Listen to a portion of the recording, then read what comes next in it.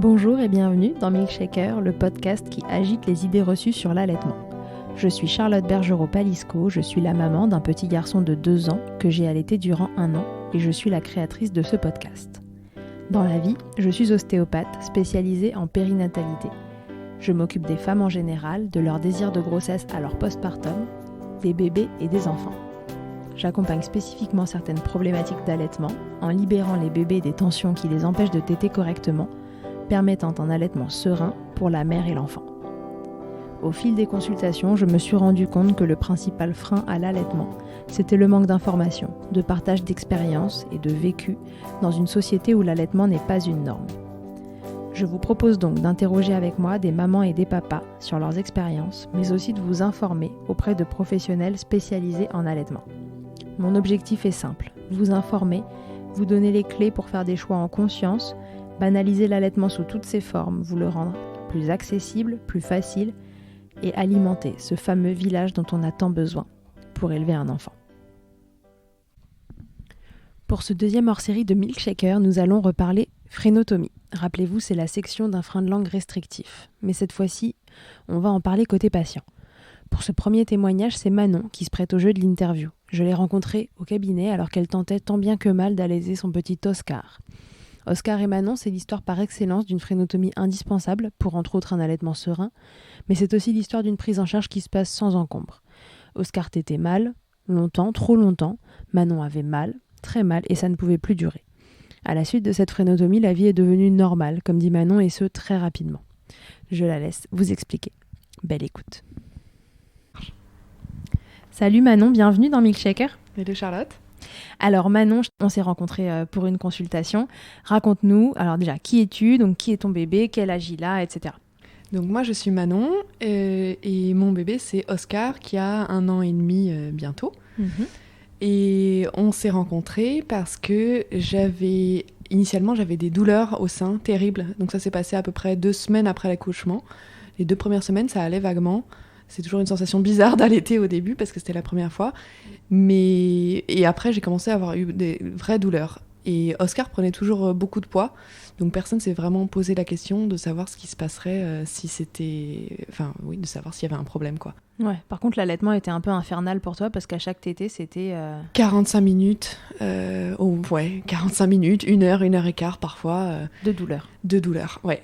Ouais, l'horreur. Je me souviens de te rencontrer, t'étais un peu à bout. Ouais, complètement. Est-ce que vraiment je continue cette histoire ou pas ? Oui, voilà.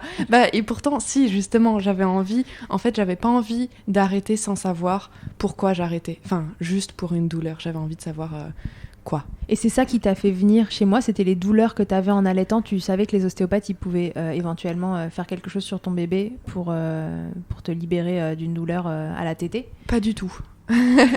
C'est une connaissance qui m'a dit qu'elle te connaissait de manière plus personnelle. Elle m'a dit c'est une ostéo, elle s'est occupée de ma fille parce que l'accouchement était difficile. Et sur le coup, je me suis dit, pas forcément en lien avec ma douleur, mais je me suis dit peut-être qu'elle verra quelque chose. Je sais pas, j'avais un peu tout essayé, j'étais allée en PMI, j'avais vu une sage-femme. Personne ne trouvait rien, j'ai mis des tas de crèmes pour les crevasses, pour une infection, c'était rien de tout ça, donc je me suis dit je vais essayer ça, j'ai essayé des tas de choses, donc j'essaye ça aussi. Ouais, ok. Voilà. Eh ben très bien, et donc du coup t'es arrivée, et qu'est-ce qu'il avait comme signe Oscar ? Donc c'était la douleur le plus important chez lui, c'est ça ? Douleur chez moi. Mais toi t'avais pas de manque de lait ? Non, j'avais pas de problème de lait, il prenait du poids très bien, les tétées étaient très longues, mais il avait l'air de... Enfin, ça ne galérait pas. Je pense que j'avais consulté une consultante en lactation avant pour connaître un peu les positions, donc je pense que je m'en sortais pas trop mal de ce côté-là. Ouais. C'est pour ça qu'il y avait un côté frustrant. Je pensais faire tout bien. Je pense qu'on pense toujours tout bien faire en tant que parent. Tu t'étais préparée à l'allaitement finalement pendant la grossesse. Oui. Tu t'étais dit, ça a l'air d'être un sujet un peu touchy, je vais rencontrer quelqu'un avant. C'est ça. Et je m'étais dit que toute seule, je savais que je savais pas, donc j'avais envie de savoir qu'est-ce que je ne savais pas et comment est-ce que je pouvais en apprendre un peu plus avant. Donc je m'étais préparée, mais évidemment on se prépare jamais à tout, hein, et je m'étais pas préparée à ça. Ok, alors raconte du coup comment ça s'est passé. T'es arrivée en consultation et... Je suis arrivée en consultation et ensuite j'ai fait téter Oscar et dans l'ordre, j'en sais rien, mais à un moment, tu as dû mettre tes doigts dans sa bouche pour vérifier. Et tu as aussi vu mon sein qui était une crêpe ou une lentille, d'un bout de sein complètement écrabouillé, à plat de chez à plat. Et tu m'as dit, dans la seconde, c'est sans appel, il a un frein de langue énorme. Ouais. Et c'est ça qui soulagera tout le monde, qui l'aidera, lui, à téter plus facilement. Et surtout, moi, à ne plus avoir aussi mal, quoi. Et à pouvoir profiter de l'allaitement après. Okay. C'est chose que je ne savais pas qu'on pouvait profiter et que je n'imaginais pas non plus pouvoir en profiter, quoi. T'avais quand même l'impression que c'était normal, ces douleurs que t'avais ?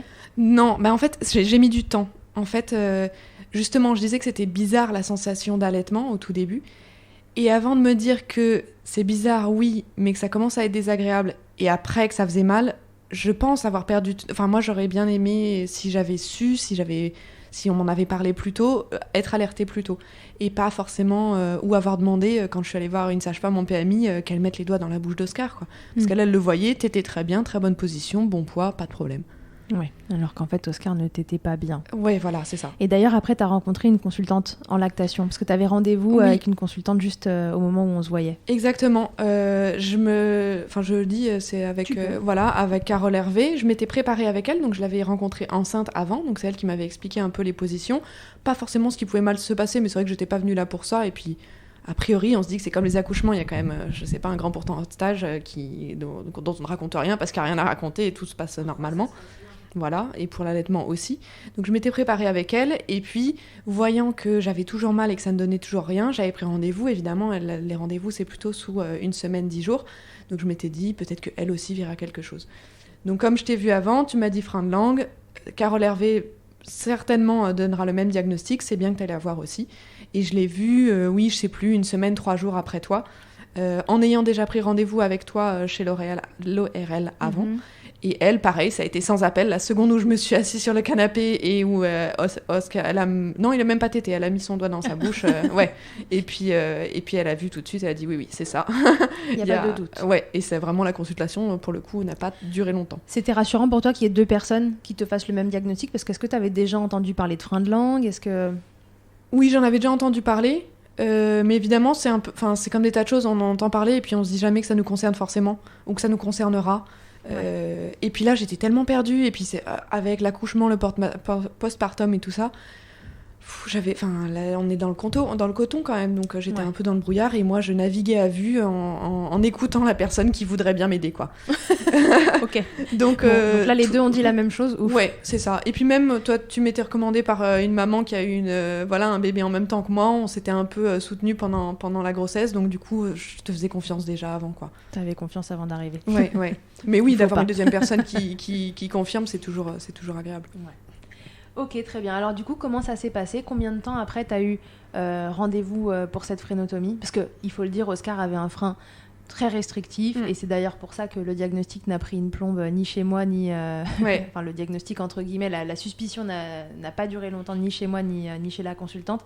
C'est que là, c'était d'une évidence sans nom, la bouche conformée comme sur un frein de langue, le frein très restrictif, la langue qui bougeait pas, Manon qui avait mal, le sein complètement aplati, bref, il n'y avait rien qui allait, ce bébé mâchonnait le sein et peinait à téter, en fait. Oui, et je ne sais pas si c'est héréditaire, mais mon mari qui a un très grand frein de langue aussi. Il y a une partie héréditaire, souvent on retrouve chez un des parents. Et moi, je vais aussi voir un ORL dans 3 mois, donc peut-être que c'est de famille. Peut-être que c'est tout le monde finalement. Vous avez fait une multiplication, c'est ça. Un truc exponentiel de frein de langue. Ok, donc tu as eu rendez-vous combien de temps après ? 1 semaine, 10 jours, je pense. Ouais, 10 jours quand même. Pendant cette semaine-là, qu'est-ce que tu as fait de spécial ? J'ai un peu plus tiré mon lait pour essayer de me soulager. Je suis partie aussi chez ma grand-mère avec ma maman, donc de changer d'air et de plus être enfermée quand même chez moi, ce que j'étais depuis 2-3 semaines, ça aide un peu aussi. D'accepter un peu plus d'aide, je pense, parce que c'est vrai que je me disais que je pouvais tout faire toute seule. Et en fait, c'est ma maman qui s'est plus occupée de moi, parce que du coup, je suis allée avec elle chez ma grand-mère.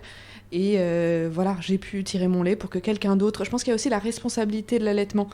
Tout repose sur moi, frénectomie ou pas finalement. Mais il faut que je sois en forme, il faut que j'ai assez de lait. Si peut-être pas assez, il faut que je tire mon lait. Et du coup, là, de pouvoir juste me reposer un tout petit peu plus sur quelqu'un d'autre qui me fasse à manger aussi. Enfin voilà, c'est des trucs bêtes du quotidien, mais je m'étais dit que je pouvais tout faire tout seul et c'est pas le but. Le but, c'est juste d'aller bien et que le bébé aille bien. Donc, ouais, ça t'a permis de sortir un petit peu de ton brouillard. Ouais. Donc j'ai un peu plus tiré mon lait. Ça faisait quand même mal quand je tirais mon lait. Tu lui donnais au biberon du coup? Je lui donnais de temps en temps. C'est ma maman qui lui donnait de temps en temps, mais pas, c'était pas du tout la majorité de la manière de le nourrir, quoi. Okay. C'est moi qui l'allaitais. Et puis la nuit, de toute manière, c'est moi qui l'allaitais. Donc, c'était pour te soulager en journée de ces douleurs. Oui, c'est ça. Compliqué. Ça reste toutes les 2 heures. Enfin oui, c'était toutes les 2 heures. Oui, c'est ça. Ça durait 45 minutes, mais toutes les 2 heures. Donc en fait, ça, c'était toutes les 1 heure et quart. On y passe la journée. Ouais. Changement de couche compris. Ouais, voilà. Endormissement compris. On y passe ça. la journée. Ok. Et donc t'es rentrée de vacances? Je suis rentrée de vacances. Ce qui m'a fait tenir aussi, psychologiquement, ça allait mieux quand je savais ce que c'était et quand j'avais rendez-vous avec l'ORL. Ouais, parce que tu te disais, voilà, le bout du tunnel n'est pas loin, ça va aller mieux dans quelques jours. Ouais, et je pense que somatiquement, j'ai eu un petit peu moins mal en sachant que... Donc c'est vrai que je tablais tout sur ça quand même, il fallait que ça aille mieux. J'avais estimé avoir tout essayé. Ouais, c'était ton dernier recours là. Oui, après je m'étais dit, et mon mec me le disait aussi depuis un moment, lui il me disait, écoute, si c'est trop difficile... Et c'est vrai, parce que c'est difficile de trouver la balance entre je continue et en même temps je continue à me faire mal, quoi. Mais voilà, comme j'avais dit, je voulais pas arrêter en cours de route, en quelque sorte. Donc par contre, je m'étais dit, oui, en effet, si ça change rien, ça va, j'ai assez donné, quoi. Ça aura fait presque 2 mois. Voilà, ça sera fini après ça. Ok, alors le jour de la fréno arrive. Comment ça s'est passé? Raconte. Ça s'est très bien passé. Je suis allée avec mon mec parce que c'est vrai que j'avais pas envie d'y aller toute seule et puis on a fait un bébé à 2 donc on était aussi responsables, d'autant plus que oui j'avais mal mais du coup j'avais besoin de soutien. Et qu'en plus c'est son frein à lui probablement. C'est vrai, très juste.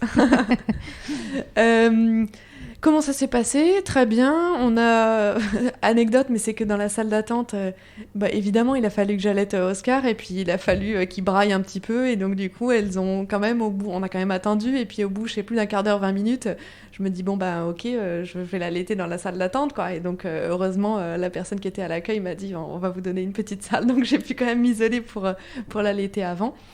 Et puis, l'ORL, assez sûr de lui, il me dit il a l'air de faire ça assez souvent et de savoir ce qu'il fait. C'était peut-être un peu impressionnant, mais en fait, il a demandé, voilà, Oscar est sur les genoux de l'un de nous deux, donc il est allé avec mon mec. Moi, j'étais en face du bureau, donc je le voyais. Et puis, non, franchement, Oscar l'a très bien vécu, j'ai l'impression qu'il l'a à peine senti. Comment ça se passe? On le tient sur nos genoux. L'ORL a du sérum Phi congelé qui nous fait tenir juste pour le réchauffer au moment juste avant de l'appliquer, ce qui permet, je pense, d'anesthésier un minimum, en fait, parce qu'il n'y a pas d'anesthésie. Donc, juste de refroidir un minimum quand il va le couper. J'ai rien vu, ça prend une demi-seconde, hein, et puis... J'ai même pas le souvenir qu'Oscar ait pleuré. Si, forcément, il a dû faire 3 cris, quoi. Mais ça dure 15 secondes, les cris aussi, après, quoi. Ça t'a paru anecdotique? Ouais. C'était une section de frein au ciseau ou au laser?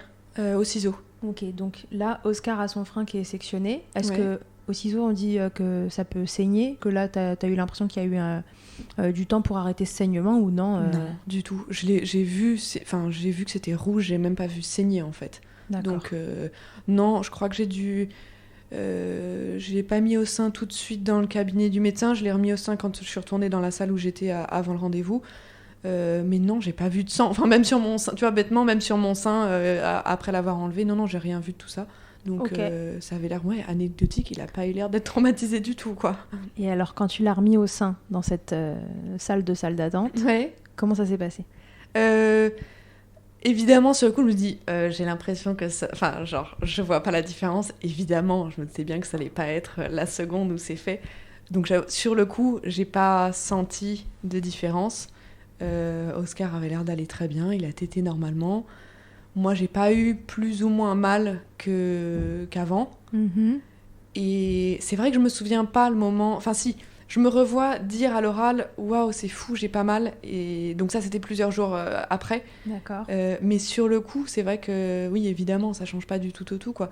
Mais c'est allé assez vite, parce que je pense que ça devait être le lendemain. Enfin, vraiment... moi, dans mon souvenir, je t'avais revu en post-fréno.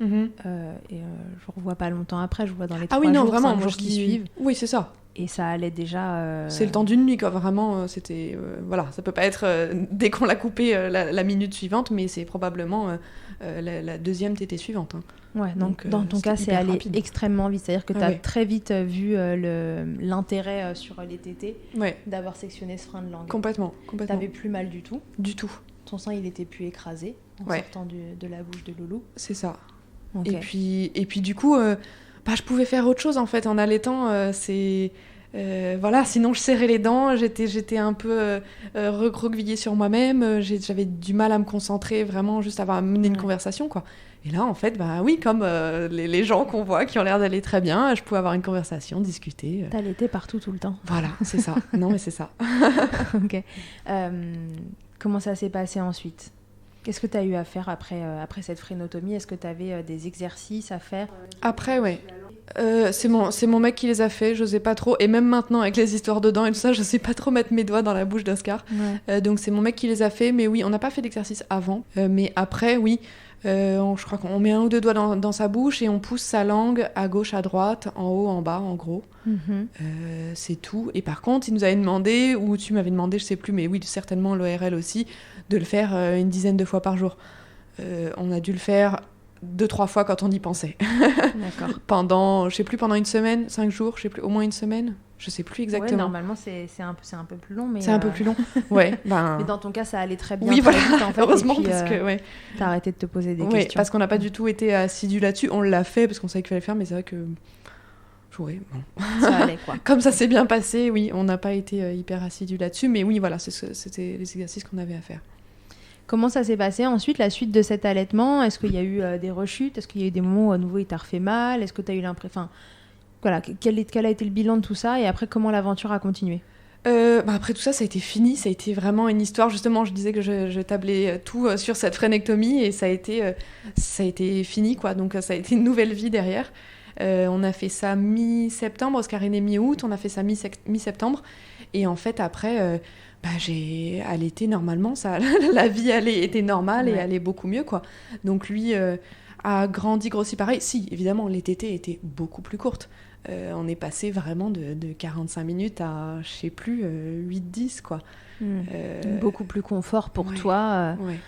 Ouais, avec un bébé qui se fatigue pas au sein, qui galère pas, qui mange, et puis voilà, on passe à autre chose. Exactement. Et du coup, plus de temps de répit aussi, parce que voilà, comme je disais, si c'est 45 minutes toutes les 2 heures, en fait c'est 45 minutes toutes les 1h15, et on fait plus rien, quoi. Et là, pas du tout. C'était bon, oui, voilà, il a faim, hop. Et surtout quand on parle d'allaitement à la demande, c'était oui à la demande, mais on pouvait aussi gazouiller, évidemment, il a grandi, mais voilà, il se passait un peu plus d'interaction aussi entre-temps. Il n'était pas aussi épuisé de ne faire que ça et de se fatiguer à faire ça, quoi. Tu l'auras allaité combien de temps ? Parce qu'aujourd'hui, Oscar n'est plus allaité. Hein. Non, oui, je l'ai allaité 4 mois, donc jusque fin décembre. La phrénectomie était mi-septembre, jusque fin décembre. Ok. T'as arrêté parce que c'était le moment que tu reprennes le boulot, parce que t'avais l'impression d'avoir moins de lait, parce que... Non, parce qu'il dormait pas la nuit et ça me fatiguait beaucoup. Ouais. Et évidemment, moi, plus que mon mec, parce que finalement... Je préférais l'allaiter au sein parce que je me dis, quitte à faire ça, autant aussi en profiter. Et c'est vrai que tirer son lait, c'est pas... on est tout seul face à son tire-lait, c'est pas du tout amusant. Passionnant. Donc oui, ça décharge un peu la responsabilité de pouvoir faire donner un biberon. Mais en fait, je me dis, quitte à l'allaiter, autant le faire moi-même. Donc je le faisais la nuit. T'avais envie que quelqu'un puisse prendre le relais en fait sur ces nuits et qu'on se partage entre sein et biberon. Et c'est ça. Et j'espérais que le lait en poudre le cale un peu plus, ce qui n'a pas du tout été le cas. Voilà, j'allais te demander si ça avait fonctionné. Voilà. Non, pas vraiment. C'est le bonhomme qui est comme ça, oui. Ça a juste permis le partage des tâches. Exactement. Quoi. Et pour le coup, ça m'a soulagée. Parce que au-delà du côté fatigue physique, oui, c'est la responsabilité en fait de me dire oui, il était un petit peu à la crèche en plus, mais moi je pouvais pas sortir plus de 2 heures parce qu'il fallait que je tire mon lait et j'allais pas faire ça dans un café, quoi. T'avais du mal avec cette responsabilité que c'était l'allaitement. Ouais, mais ça je le dis après avec le recul en fait. D'accord. Sur le moment tu te rendais pas compte. À fond dedans. Donc et ça m'a plu, mais c'est vrai que je pense que pour un deuxième je mettrais des choses en place où je me déchargerais de me dire oui, je vais tirer mon lait, comme ça je fais des stocks et puis je fais ma vie à côté, quoi. Ok. Tu t'étais imaginé quoi pour l'allaitement avant d'allaiter ? C'était quelque chose d'hyper important pour toi parce que quand même, tenir quasiment 2 mois avec les douleurs que tu avais. Je me souviens encore de ton sein sortir de la bouche de ton loulou. Et vraiment, je me souviens de te dire, mais oulala, pourquoi ? Oui. Comment vous faites ? Parce que ça doit être terrible. Parfois, vous m'impressionnez d'ailleurs de persévérance. Alors, tu avais quand même une grosse envie d'allaiter. Oui, je pense que c'est plus de ma nature, parce qu'à la base, j'attendais rien et j'attendais rien de particulier. J'étais pas si engagée que ça. Mais c'est vrai qu'à partir du moment où on s'en était parlé aussi avec mon mec en disant bah oui, voilà, je pense que c'est mieux l'allaitement. Enfin nous, ça nous conviendra mieux, donc on va le faire. Mais une fois qu'on le fait, et c'est mon mec aussi qui me l'a dit, il me dit ah oui, en fait, je m'imaginais pas que c'était autant d'implication, quoi, de la part de nous deux finalement, parce que lui aussi c'est un. Et donc j'attendais pas grand chose, mais à partir du moment où je m'étais mise dedans. Voilà, c'est une forme de persévérance de nature. J'allais pas arrêter au milieu parce que j'ai pas eu mal pendant 3 semaines pour rien. Enfin oui, en quelque sorte, je me disais pour rien. Ouais. Donc il fallait que ça fonctionne. Oui, il fallait que ça fonctionne. Et puis j'avais envie de voir ce que c'était quand ça fonctionnait, quoi. Parce qu'on en parle aussi, et puis on le voit, il y a des mères qui ont l'air épanouies et qui ont l'air en plus de faire ça comme si de rien n'était, qui font 15 000 choses à côté, et ça fait partie de la vie et c'est normal, comme un accouchement, comme n'importe quoi d'autre. Donc pourquoi est-ce que je pouvais pas avoir ça ? Et toi, ça t'a épanoui, l'allaitement ? Oui, c'est un bien grand mot, je sais pas si je dirais ça, mais c'est une aventure, je suis contente de l'avoir vécu. Ouais. Et puis l'avoir vécu avec Oscar, et puis oui, on lit quand même. J'aime pas du coup dire que c'est mieux que le lait en poudre, donc mais ouais, c'est différent et ça donne quelque chose en plus. Moi, je suis contente d'avoir fait ça. Et puis j'étais contente. Enfin oui, voilà, comme je dis, j'étais soulagée de passer à autre chose au bout de 4 mois aussi, quoi. Ouais. C'était un timing. Et pourtant, j'étais un peu engagée quand même, parce que je m'étais posé la question. J'avais posé la question à l'infirmière du bureau pour savoir si je pourrais tirer mon lait quelque part. Donc j'ai repris plus tard que les 2 mois après, j'ai pris un congé parental de 2 mois de plus. Ouais. Et j'avais pris des vacances. Donc en fait, j'ai repris aux 6 mois d'Oscar. Donc je me projetais. Enfin, c'était. Voilà. En fait, je m'étais donné toutes les possibilités. Aussi bien de m'arrêter si ça se passait pas bien et si j'en avais toutes les portes envie. Étaient ouvertes, ouais. Et puis finalement tu t'es écoutée et au moment où t'as senti que t'avais besoin de relais et que ça passait par l'allaitement, alors c'est ça, enfin en tout cas un arrêt de l'allaitement, t'es passé à autre chose et puis ça s'est très bien passé. Exactement, donc j'ai tout bien vécu au final. Ok.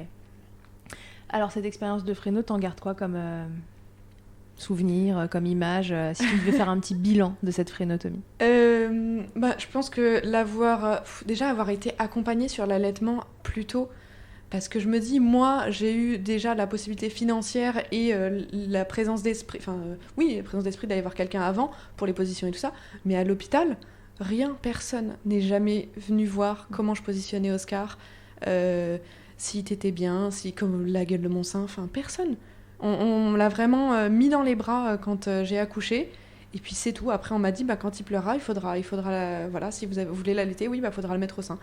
Moi, j'ai certainement pas assez appelé non plus, parce qu'à l'hôpital, justement, il y a un bouton rouge, c'est pour que quelqu'un vienne quand on appuie dessus, mais je sais pas, on m'a pas dit de le faire non plus pour l'allaitement. On m'a dit de le faire si j'avais mal, mais...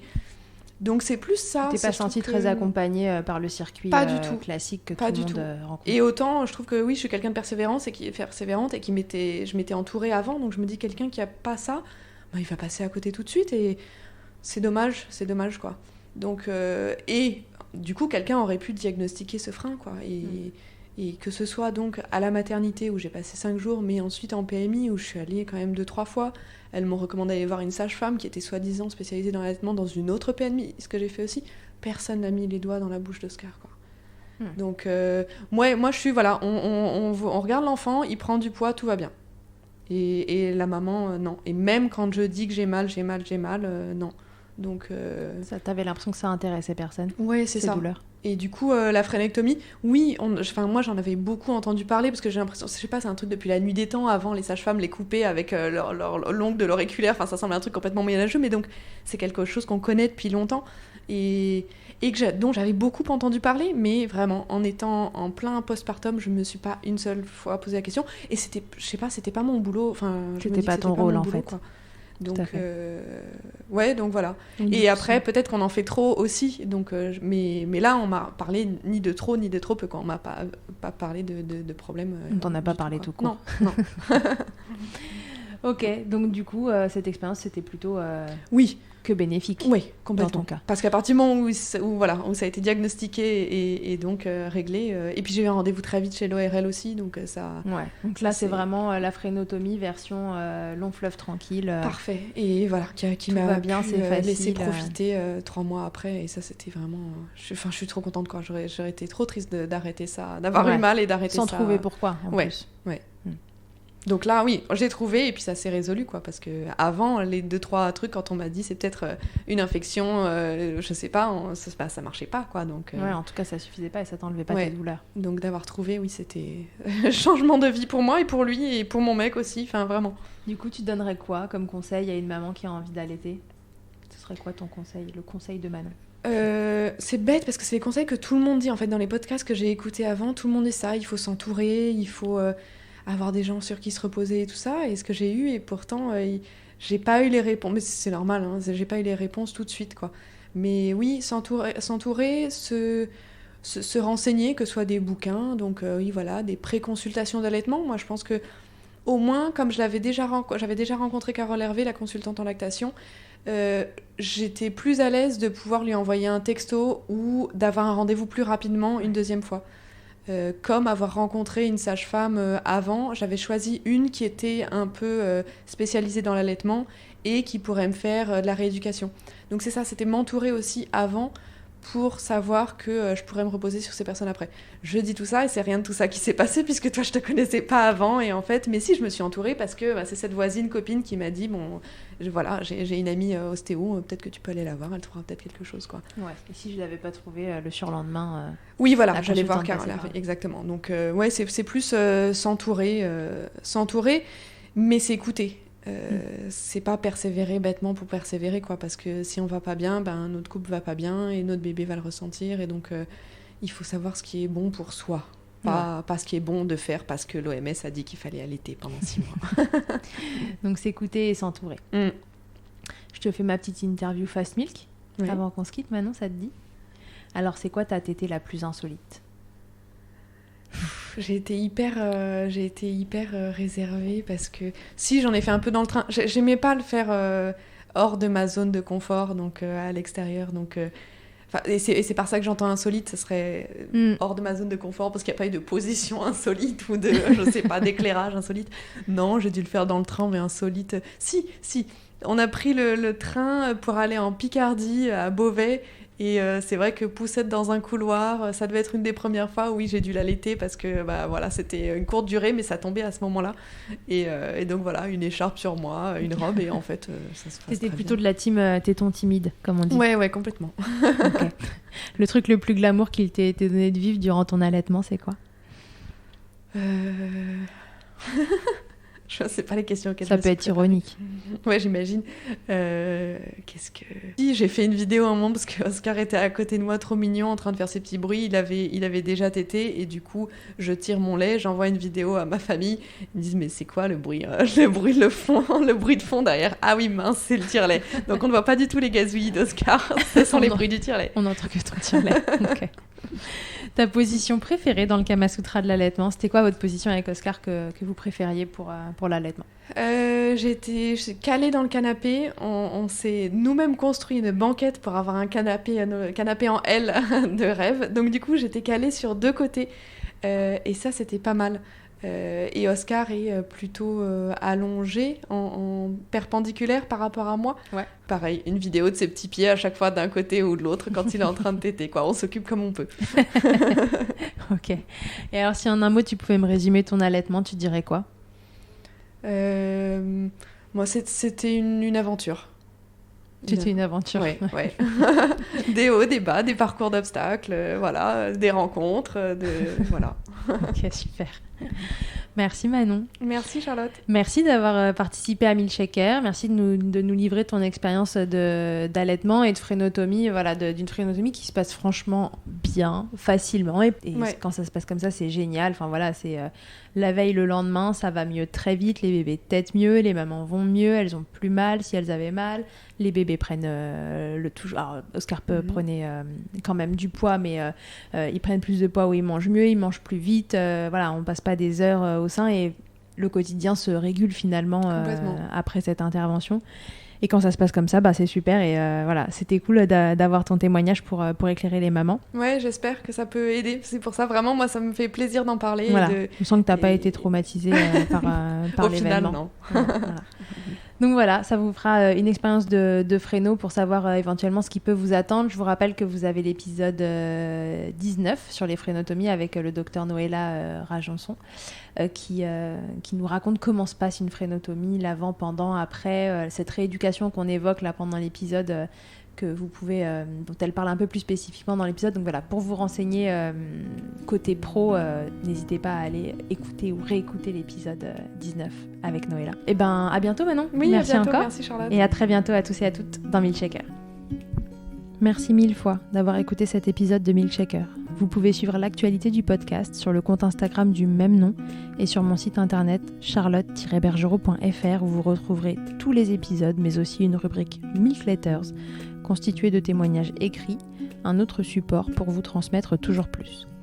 Si vous avez aimé ce podcast, n'hésitez pas à m'aider en le soutenant. Pour cela, je vous invite à vous abonner, à laisser un commentaire, à lui attribuer 5 étoiles en fonction des plateformes ou encore en parlant beaucoup autour de vous.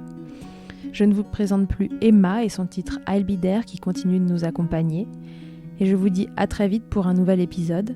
D'ici là, n'oubliez pas, prenez soin de vous, milkshakez autant que vous le voudrez et bousculons ensemble les idées reçues sur l'allaitement maternel.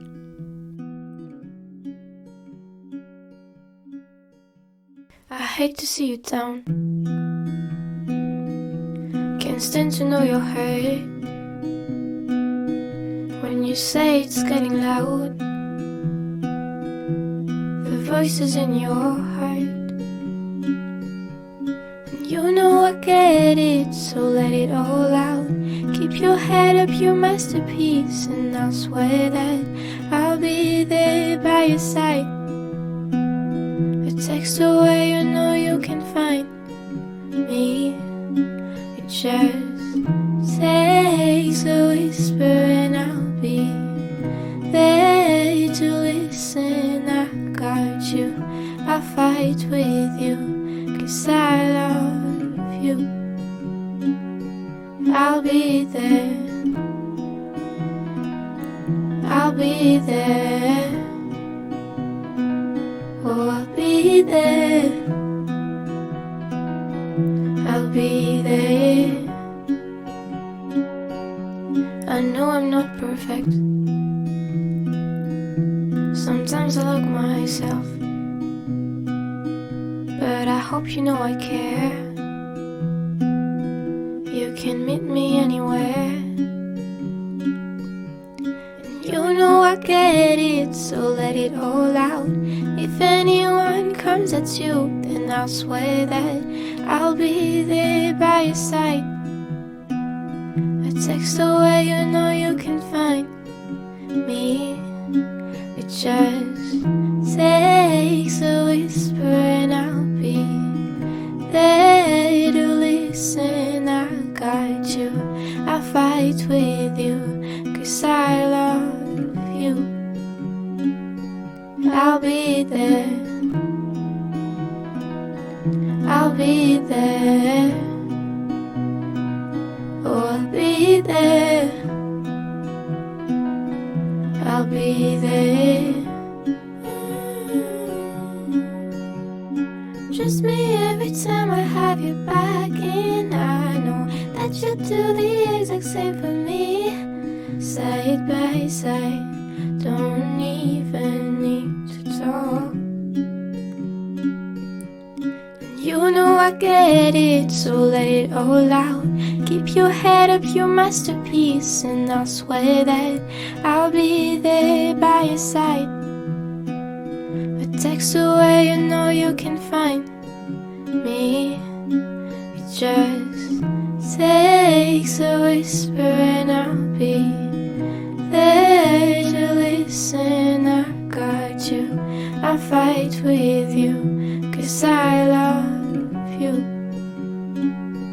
I'll be there, I'll be there. So I'll be there, I'll be there.